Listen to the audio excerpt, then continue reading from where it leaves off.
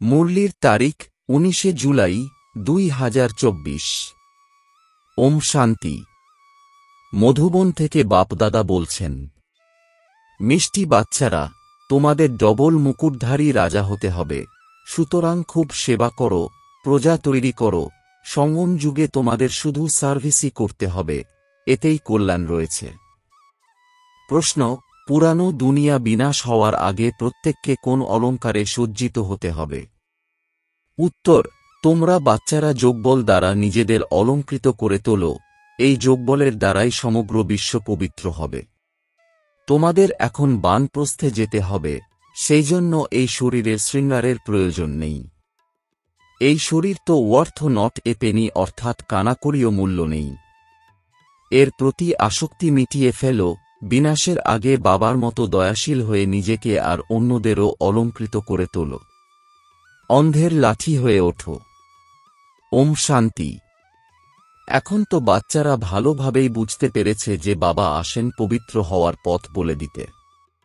ওনাকে আহ্বান করাই হয় এই একটি বিষয়ের জন্য যে, তুমি এসে আমাদের পবিত্র করে তোল। কেননা পবিত্র দুনিয়া অতীত হয়ে গেছে, এখন দুনিয়া পতিত হয়ে গেছে। পবিত্র দুনিয়া কবে অতীত হয়েছে, কত সময় অতিক্রান্ত হয়ে গেছে, এসব কেউই জানে না। তোমরা বাচ্চারা জানো বাবা এই শরীরে অর্থাৎ ব্রহ্মার তনে এসেছেন। তোমরাই আহ্বান করে বলেছ বাবা তুমি এসে আমাদের অর্থাৎ পতিতদের পথ বলে দাও, আমরা কিভাবে পবিত্র হব। এটা তো জান আমরা পবিত্র দুনিয়াতে ছিলাম, এখন পতিত দুনিয়াতে আছি। এখন এই দুনিয়া পরিবর্তন হতে চলেছে। নতুন দুনিয়ার আয়ু অর্থাৎ সময় সীমা কত, পুরানো দুনিয়ার আয়ু কতদিন ছিল, এটা তো কেউই জানে না। যখন তোমরা পাকা বিল্ডিং তৈরি করে থাকো তখন বলতে পারো এটা এতদিনের। কাঁচা বাড়ি তৈরি করলেও বলতে পারবে এটা এত বছরের। তোমরা বুঝতে পারো এটা কত বছর চলতে পারে। মানুষ তো জানেই না এই সম্পূর্ণ বিশ্বের আয়ু কতদিন। নিশ্চয়ই বাবাকে এসেই বলতে হবে। বাবা বলেন, বাচ্চারা, এখন এই পুরানো পতিত দুনিয়া শেষ হতে চলেছে, নবনির্মিত পবিত্র দুনিয়া স্থাপন হতে চলেছে। নবনির্মিত দুনিয়াতে অল্প সংখ্যক মানুষ থাকবে। নতুন দুনিয়া হল সত্যযুগ, যাকে সুখধাম বলা হয়ে থাকে। এ হল দুঃখধাম, এর শেষ অবশ্যই হতে হবে। তারপর আবার সুখধাম ইতিহাসের পুনরাবৃত্তি হবে, সবাইকে এটা বোঝাতে হবে। বাবা ডাইরেকশন দিয়ে বলেন নিজেকে আত্মা মনে করে বাবাকে স্মরণ করো, তারপর অন্যদেরও এই পথের হদিশ বলে দাও। লৌকিক পিতাকে তো সবাই জানে, পারলৌকিক পিতাকে কেউ জানে না। সর্বব্যাপী বলে থাকে। কচ্ছমুচ্ছ অবতার এমনকি 84 লক্ষ যোনির মধ্যেও নিয়ে গেছে। দুনিয়াতে কেউই পারলৌকিক বাবাকে জানে না। বাবাকে জানলেই সব বুঝতে পারবে। তিনি যদি নুড়ি, পাথরে অবস্থান করে থাকেন তবে তো তাঁর অবিনাশী উত্তরাধিকারের প্রশ্নই আসে না। দেবতাদের পূজা করে, কিন্তু তাদের বৃত্তি সম্পর্কে কেউই জানে না, সম্পূর্ণরূপে এই বিষয়ে অজ্ঞ। সুতরাং সর্বপ্রথম মূল বিষয় হল বোঝানো। শুধুমাত্র চিত্র দ্বারা কেউ বুঝতে পারবে না। মানুষ বিচারে না পিতাকে জানে, না রচনাকে জানে যে প্রারম্ভিক অবস্থা থেকে কিভাবে এই রচনা রচিত হয়েছে। দেবতাদের রাজ্য কবে ছিল, যাদের পূজা করে, কিছুই জানে না। ওরা ভাবে লক্ষ বছর ধরে সূর্যবংশী রাজধানী চলেছে, তারপর চন্দ্রবংশীয় লক্ষ বছর ধরে চলেছে, একেই বলে অজ্ঞানতা।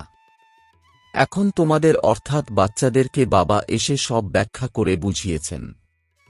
তোমরাও তারপর এর পুনরাবৃত্তি করে থাক। বাবাও তো রিপিট করেন, তাই না?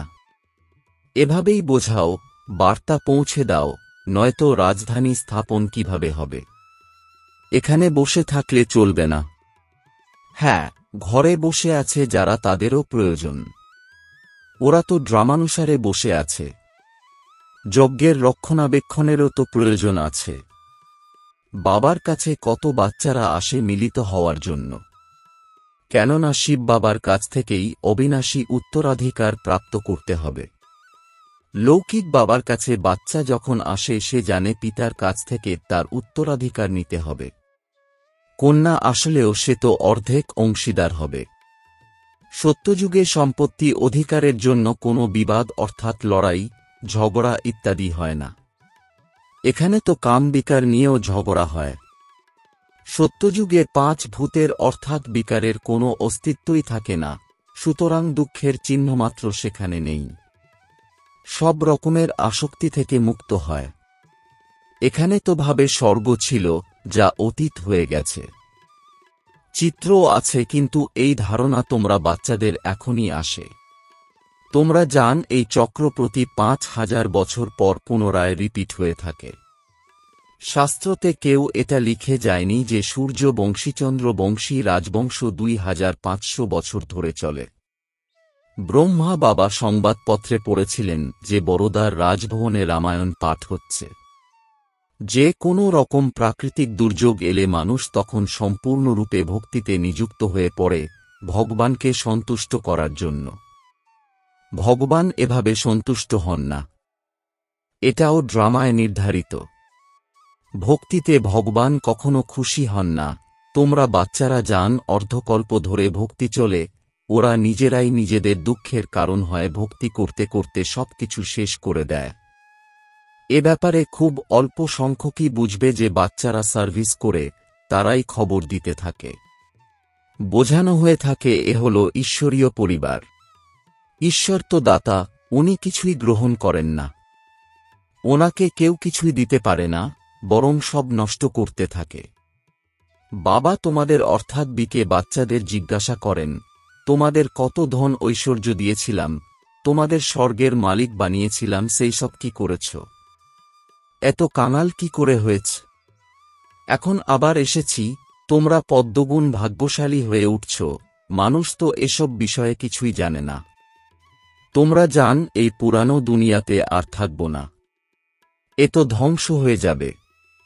মানুষের কাছে যত অর্থই থাক না কেন, তা কারো কাজে আসবে না। যখন বিনাশ হবে তখন সব শেষ হয়ে যাবে। অনেক মাইলের উপর বড় বড় সব বিল্ডিং তৈরি হয়েছে। এত সম্পদ সবই ধ্বংস হয়ে যাবে। কেননা তোমরা জানো যে যখন আমাদের রাজ্য ছিল তখন অন্য কিছু ছিল না। ওখানে অর্থাৎ সত্য যুগে অগাধ ধন ছিল। জ্ঞানে অগ্রসর হওয়ার সাথে সাথে তোমরা প্রত্যক্ষ করতে পারবে কি কি ঘটতে চলেছে। গভর্নমেন্ট কত সোনা, রূপা, অর্থ ইত্যাদি আছে তার বাজেট পেশ করে ঘোষণা করে থাকে এই বাজেটে এত খরচ হবে। বারুদের জন্য কত খরচা করে থাকে, কিন্তু এর থেকে আয় তো কিছুই হয় না। বারুদ তো রেখে দেওয়ার জিনিস নয়, রাখা হয় সোনা, রূপা। গোল্ডেন এজ দুনিয়াতে কয়েনও সোনার হয়। সিলভার এজ এ কয়েন হয় রূপার। ওখানে অগাধ ধন ঐশ্বর্য থাকে, তারপর কম হতে হতে এখন দেখ কি বেরিয়েছে, কাগজের নোট। বিদেশেও কাগজের নোট। কাগজ তো কোনো কাজের জিনিস নয়। তবে আর কি থাকল? এত বড় বড় বিল্ডিং সব শেষ হয়ে যাবে। সেই জন্যই বাবা বলেন, মিষ্টি মিষ্টি বাচ্চারা, যা কিছু দেখছ মনে কর এসব কিছুই নেই। এসবই তো ধ্বংস হয়ে যাবে। শরীরও পুরানো, কানাকড়িও মূল্য নেই, কেউ যত সুন্দরী হোক না কেন। এই দুনিয়া অল্প সময়ের জন্য আছে, কোনো নিশ্চয়তা নেই। বসে বসেই মানুষের হার্ট ফেল হয়ে যায়। মানুষের জীবনের কোনো নিশ্চয়তা নেই। সত্যযুগে এসব কিছুই হবে না। যোগবল দ্বারা তোমাদের শরীর কল্পতরুর মতো দীর্ঘস্থায়ী হবে। এখন তোমরা বাচ্চারা তোমাদের বাবাকে পেয়েছ। বাবা বলেন এই দুনিয়াতে তোমাদের আর থাকার প্রয়োজন নেই। এ হল ছিৎ দুনিয়া। এখন যোগবল দ্বারা নিজেদের অলংকৃত করতে হবে। ওখানে তো সন্তানও যোগবল দ্বারাই জন্ম নেবে। বিকারের কোনো ব্যাপারই নেই। যোগবলের দ্বারাই তোমরা সম্পূর্ণ বিশ্বকে পবিত্র করে তোল। বাকি বিষয়ে এমন কিছুই বড় নয়। এসব বিষয় তারাই বুঝবে যারা নিজ বংশের হবে, অর্থাৎ ঈশ্বরীয় পরিবার ভুক্ত হবে। অবশিষ্ট যারা থাকবে তাদের শান্তিধামে যেতে হবে, ওটাই হলো প্রকৃত ঘর, কিন্তু মানুষ তাকে ঘর বলে ভাবেই না। ওরা বলে একজন আত্মা সেখানে যায়, অন্য এক আত্মা নিচে নেমে আসে। সৃষ্টির জনসংখ্যা বৃদ্ধি পেতে থাকে। রচয়িতা আর রচনাকে তোমরা জেনেছ, সেই জন্যই তোমাদের প্রচেষ্টা থাকে অন্যদের বোঝানো। এটাই ভাব, যদি বাবার স্টুডেন্ট হয়ে যায়, সব কিছু জানতে পারলে খুশি হতে পারবে। আমরা তো এখন অমর লোকে যেতে চলেছি। অর্ধকল্প ধরে মিথ্যে কাহিনী শুনে এসেছি। এখন তো খুব খুশি হওয়া উচিত, আমরা অমর লোকে যাব। এই মৃত্যু লোকের এখন অন্তিম সময়। আমরা খুশির খাজানা অর্থাৎ সম্পদ এখান থেকেই ভরপুর করে নিয়ে যাই। সুতরাং এই উপার্জন সঞ্চয় করতে, খুশির ঝুলি ভরপুর করতে সেবার কাজে লেগে পড়া উচিত। ব্যর্থ সময় নষ্ট করা উচিত নয়।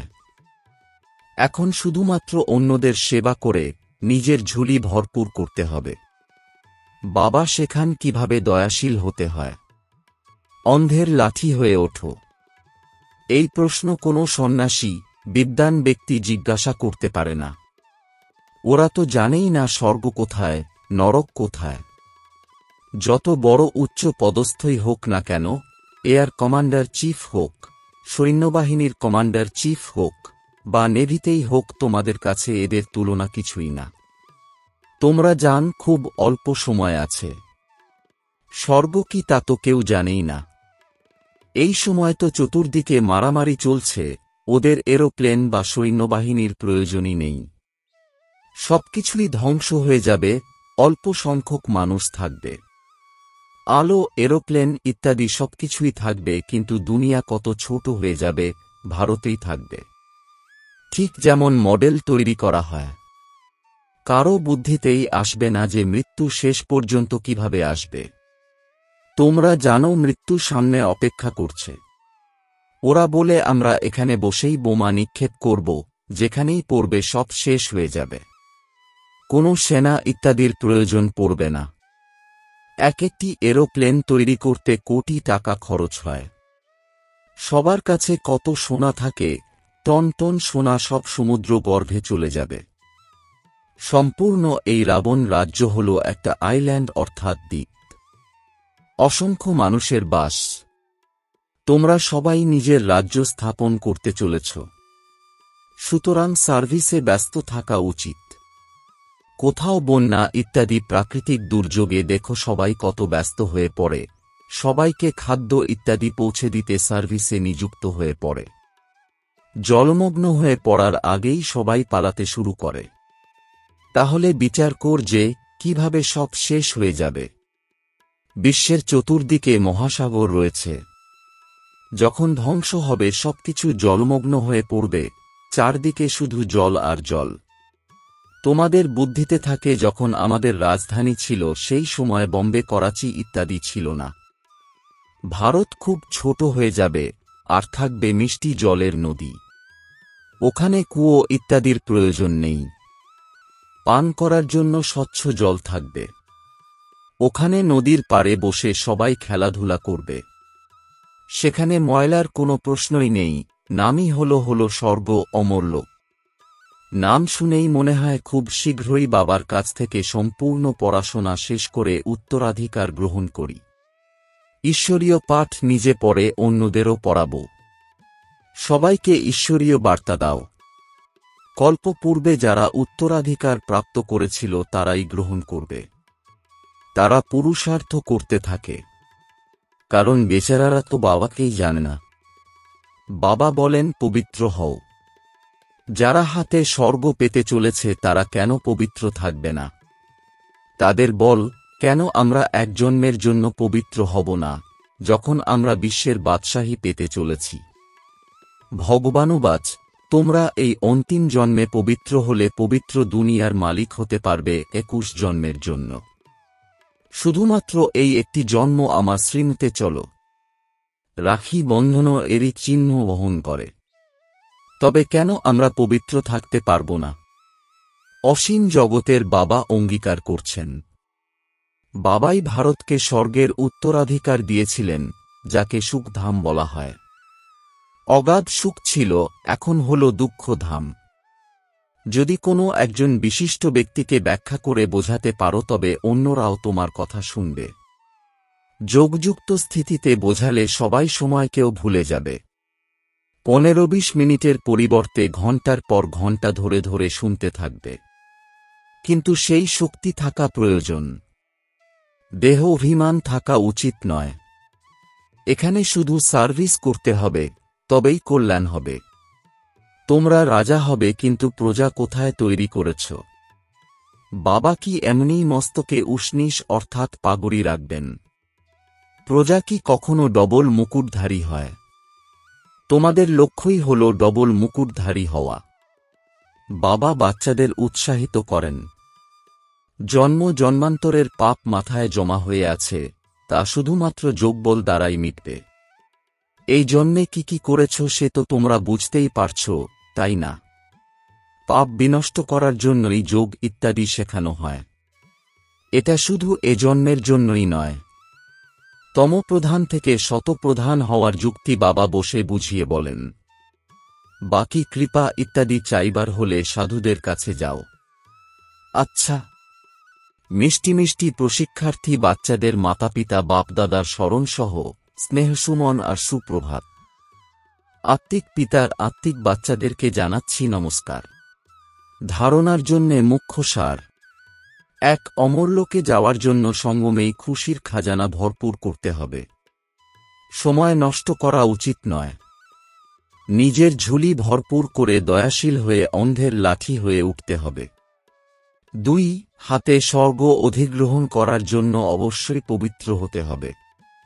নিজেকে শতপ্রধান করে তোলার জন্য যুক্তি রচনা করে নিজেই নিজেকে কৃপা করতে হবে। যোগবল জমা করতে হবে। বরদান, হুজুরকে সদা সাথে রেখে কম্বাইন্ড স্বরূপের অনুভবকারী বিশেষ পাঠধারী ভব। এর বিস্তার, বাচ্চারা যখন হৃদয় থেকে বলে বাবা, তো ততক্ষণাৎ দিলারাম হাজির হয়ে যান, এই জন্য বলা হয় হুজুর হাজির। আর বিশেষ আত্মারা তো হলই কম্বাইন্ড। ভক্তরা বলে যে যেদিকেই তাকাই সেদিকেই শুধু তুমি আর তুমি। আর বাচ্চারা বলে আমরা যা কিছু করি, যেখানে যাই বাবা সাথেই থাকেন। বলা হয় করণ করা বনহার, তো করণহার আর করাবনহার কম্বাইন্ড হয়ে গেল। এই স্মৃতিতে থেকে যে আত্মারা পার্ট প্লে করে, তারা বিশেষ পাঠধারী হয়ে যায়।